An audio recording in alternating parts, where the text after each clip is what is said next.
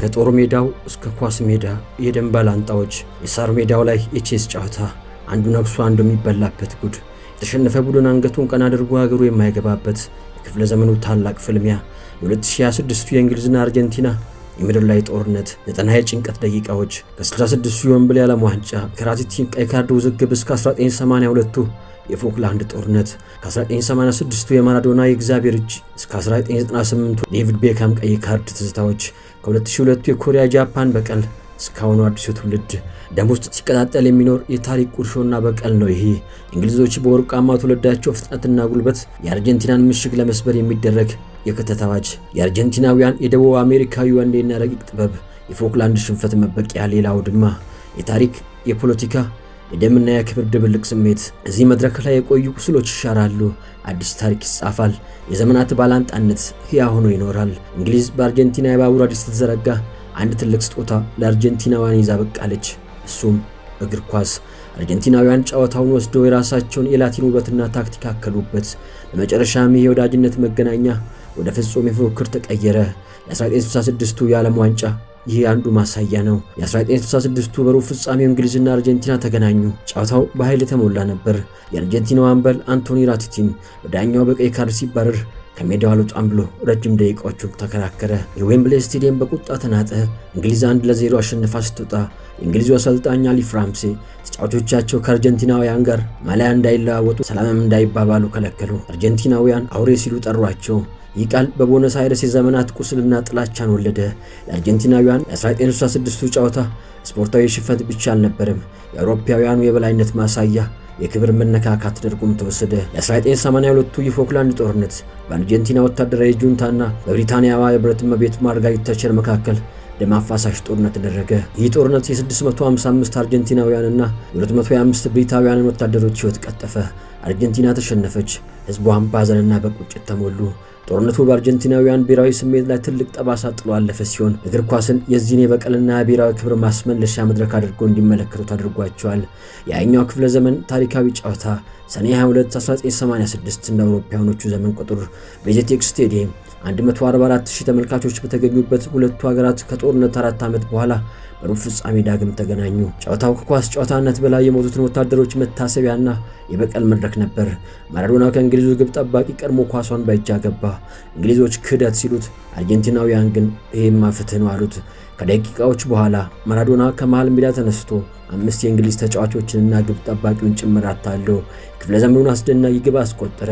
ማራዶናም ከድሉ በኋላ እንዲህ አለ፣ ይህ ጨዋታ ለኛ ግጥሚያ ብቻ አልነበረም፣ በፎክላንድ ለሞቱት አርጀንቲናውያን የበቀል እርምጃ እንጂ። እግር ኳስን ብንጫወትም እያሰብን የነበረው ግን ስለ ጦርነቱ ነበር አለ። ሁለቱ ባላንጣዎች በ1998ቱ የፈረንሳይ ድራማዊ የዓለም ዋንጫ በ16 ማጣሪያ ዳግም ተገናኙ። የ18 ዓመቱ ማይክል ኦዌን ያስቆጠራት አስደናቂ ግብ፣ የዴቪድ ቤካም ቀይ ካርድና የዲያጎ ሲሞኒ ተንኮል ቤካምን ከሜዳ አስወጥቶ እንግሊዝ በታሪክ ሌላ ጥቁር ጠባሳ ጣለባት። ቤካም በእንግሊዝ ምድር ተወገሰ። አርጀንቲና በፍጹም ቅጣት ምት አሸነፈች። የ2002ቱ የኮሪያ ጃፓን ዓለም ዋንጫ የቤካም በቀል ጊዜ ነበር። ቤካም በፍጹም ቅጣት ምት ያስቆጠራት ግብ እንግሊዝን 1-0 አሸናፊ ስታደርጋት ቤካምም ከሀገሪቱ ጠላትነት ወደ ብሔራዊ ጀግናነት ተቀየረ። አርጀንቲና ገና ከምድቧ ተሰናበተች። 2026 እነሆ ከ24 ዓመታት በኋላ ታሪክ ዳግም እነኚህን ባላንጣዎች በሩብ ፍጻሜ ዳግም አገናኘ። እነኚህ የ26 ትውልዶች የፎክላንድን ጦርነት አልነበሩበትም። የማራዶናን ግብ በቪዲዮን የሚያውቃት ነገር ግን ማሊያዋን ሲለብሱ ያ የዘመናት ጥላቻና የክብር ጥማት በደማቸው ደም ስር ውስጥ ይነቃል። ይህ ተራ ጨዋታ ሳይሆን የታሪክ ዕዳን የመክፈል ግዴታ ነው። የደምና የላብ ጦርነት፣ ታሪካዊ የጦር ሜዳው ቂምና የኳስ ሜዳው ቂም በቀል አንዳች በእግር ኳስ የሚወራረድ ሂሳብ እንጂ። ከአረንጓዴው ሳር እስከ ጂኦፖለቲካ የእንግሊዝና የአርጀንቲና የዘመናት ባላንጣነት አሁን የለንደንና የቦነስ አይረስ የልብ ትርታ ጨምሯል። በለንደን ቢራቸውን ጨብጠው በጭንቀት የሚንቀጠቀጡ እንግሊዛውያን፣ በቦነስ አይረስ ጎዳናዎች በስሜት የሚጮሁ በሚሊዮኖች የሚቆጠሩ አርጀንቲናውያን ይህን ቀን በጉጉት እየጠበቁት ነው። ዓለም በሙሉ በአንድ ስቴዲየም ላይ አይኖቹን ጥሏል። የመልበሻ ክፍል ውጥረት፣ የዘመን ጀብደኞች ቆራጥ እይታ፣ የአዲሶቹ ኮከቦች የነርቭ ውጥረት፣ መተንፈስ እንኳን የሚከብድበት ድባብ። ይህ ተራ ኳስ ጨዋታ አይደለም። ይህ 90 ደቂቃ ሙሉ የሚቆይ ትውልድ እልህ፣ የታሪክ ጠባሳና የሀገር ክብር የሚጋጭበት የምድር ላይ ጦርነት ነው። የሁለቱ ትውልዶች ክብር፣ የሁለት ሀገራት ኩራትና በሚሊዮን የሚቆጠሩ ሰዎች የልብ ትርታ፣ በደም ውስጥ የሚፈስ የዘመናት የታሪክ ዕዳ፣ የፎክላንድ ጦርነት ትዝታና የማራዶና የእግዚአብሔር እጅ ትውፊት የተሸከመ የምድር ላይ ፍልሚያ ነው ይህ። ዛሬ ምሽት ፊሽካው ሊነፋ ሲል ቫርን በተጠንቀቅ። አስደናቂው ድራማዊ ትዕይንት፣ የልብ ትርታን የሚጨምር እጅግ አጓጊ ክስተት እነሆ ሊጀመር ሰዓታት ቀርተውታል። አሜሪካም ልትዳኝ ነው። ስቴዲየም በአንድ እግሯ ትቆማለች። የደጋፊዎች ፉጨት ከብር ዝማሬ ጋር ሲደበላለቅ ምድር ይናወጣል። ካፍታ ቆይታዋ በኋላ ጭፈራው አይዘልቅም። ጭንቀት ቦታውን ይረከባል። ደጋፊዎች በጭንቀት ጥፍሮቻቸውን ይነክሳሉ። ባንዲራዎች በአየር ላይ ይውለበለባሉ። ይህ ተራ እግር ኳስ አይደለም። ይህ በእንግሊዝና በአርጀንቲና መካከል ለዓመታት ሲንከባለል የመጣው የታሪክ ቁስል፣ የፎክላንድ ትዝታ፣ የማራዶና ጥበብ፣ የቤካምን የወለደው የዘመናት ባላንጣነት አዲሱና ቀጣዩ ምዕራፍ ነው። የግርጌ ኳስ ነገስታት ፍልሚያ፣ የሜሲና የኬን የመጨረሻው ምዕራፍ፣ የወርቃማው ኳስ ትግል፣ የሊዮኔል ሜሲና የሃሪ ኬን የዘመኑ ታላቅ ፍጥጫ። ከእንግሊዝ ተጫውቶ የማያውቀው የመድረኩ ድምቀት ያን ወላፈን ዛሬ ያየዋል። ወዲህ የዘመናት ስኬት፣ 8 የባላንዶር ሽልማቶች፣ የ2022 የዓለም ዋንጫ ድል ተቀናጅቶ ሜሲ ወደ ሜዳ ይገባል። ወዲህ ደግሞ ሃሪ ኬን አስደናቂ የግል ሪከርዶች ቢኖሩትም ከብሔራዊ ቡድኑ ጋር ያነሳቸው ዋንጫዎች የሉም።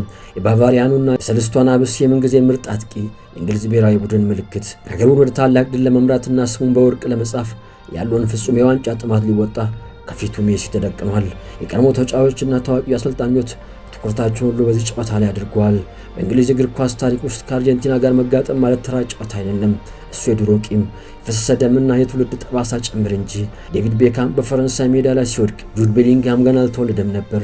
ነገር ግን ዛሬ በ2026 የዓለም ዋንጫ ያንን የዘመናት ታሪክ ዕዳ በትከሻው ላይ ተሸክመዋል። ማራዶና መንፈሱ እንጂ እሱ የለም። ዴቪድ ቤካም ግን ከነ ልጆቹ በስታዲየሙ በአካል ይገኛል። ይህ በ11 ተጫዋቾች ብቻ የሚደረግ ጦርነትም አይደለም። ይህ ከሜዳ መስመር ውጪ በሁለት እጅግ የተለያዩ ፍልስፍናዎች፣ በሁለቱ ታላላቅ አሰልጣኞች አእምሮ መካከል የሚደረግ የቼስ ጨዋታም ነው። የእንግሊዝ ቀዝቃዛ ስሌት ከደቡብ አሜሪካውያኑ እሳታማ ስሜት ጋር ሲጋጭ ምን ይፈጠር ይሆን? መቼም ጨዋታው በኃይል ይጦፋል። በሜዳው መሃል ታክል ይበረክታል።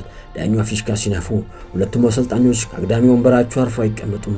ወደ አራተኛ ዳኛ መሮጥ፣ መጮህ፣ መከራከር።